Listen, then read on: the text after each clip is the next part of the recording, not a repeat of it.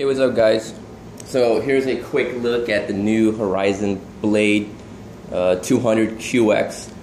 Just got it in my local hobby shop, actually out of town right now, flying out my house right now. So yeah, you can see tiny little quad, the palm size of my hand, super powerful. And the best thing is, it's, well, not the best thing, but since it is on Spectrum and I no longer have a Spectrum radio or a JR radio, I'm only Futaba, I hacked my Walkera radio. I have a Devo 7E that I hacked with the Deviation code to fly, you know, my little thing. So that was pretty cool. So at first, I was worried, will I have a radio to fly or not? One thing that got me in the manual was it said to move the sticks to the inner corners. I found out I have to move to the outer corners. Maybe it's a Walkera thing or not, but I'm not really sure. But that's how I'm able to arm it. Before I could even arm it. Like, I got two modes.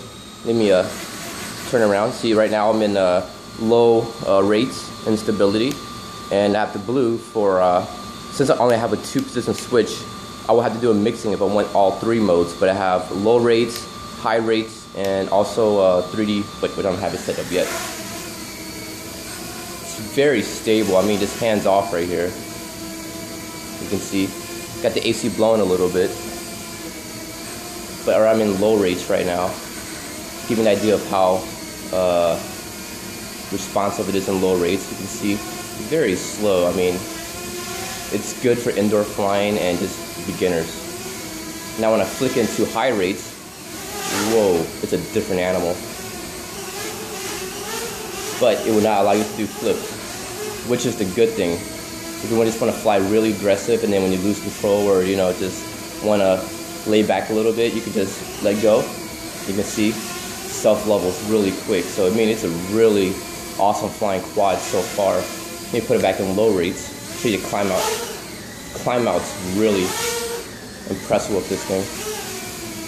Actually, I'll do a climb out from just on the ground. You can see it's fast.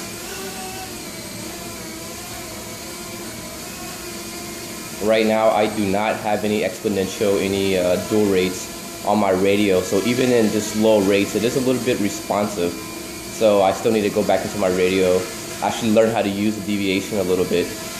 Took me about half an hour to figure out. Took me about half an hour to figure out why I couldn't get anything working, and it turns out I have to assign all my channels and whatnot. You see, I kind of nicked the TV shelf over there. Props don't seem broken. Wow. My next plan is to put on my Mobius camera and do some, some little aerials.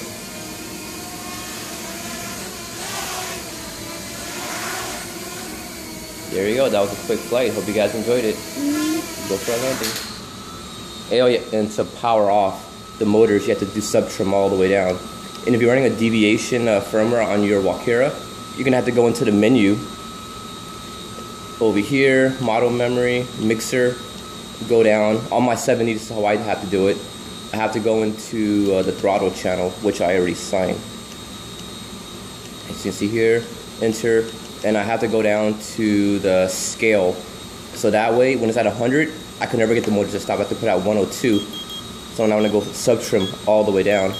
Oh, it didn't work there. Yeah, see, I have to put out 103, 104, so put 104 just to be safe. Enter and then exit out. So you will have to increase the scale, the negatives on the scale side on the Deviation firmwares. But you can see it flies on the Walkera radio. So if you guys have a bunch of these laying around, I'm pretty sure a lot of guys do, because everybody probably owns a Walkera product. And if you don't have a Spectrum, you're trying to get into Spectrum, you can just hack it. Devo S, the 7, E, the 10, the 12S, and the 12, they're all hackable with the Deviation, so that's really good, and it's actually pretty easy. Just read through the manual and it's really straightforward. So yeah, hope you guys enjoyed it. Thanks for watching, guys.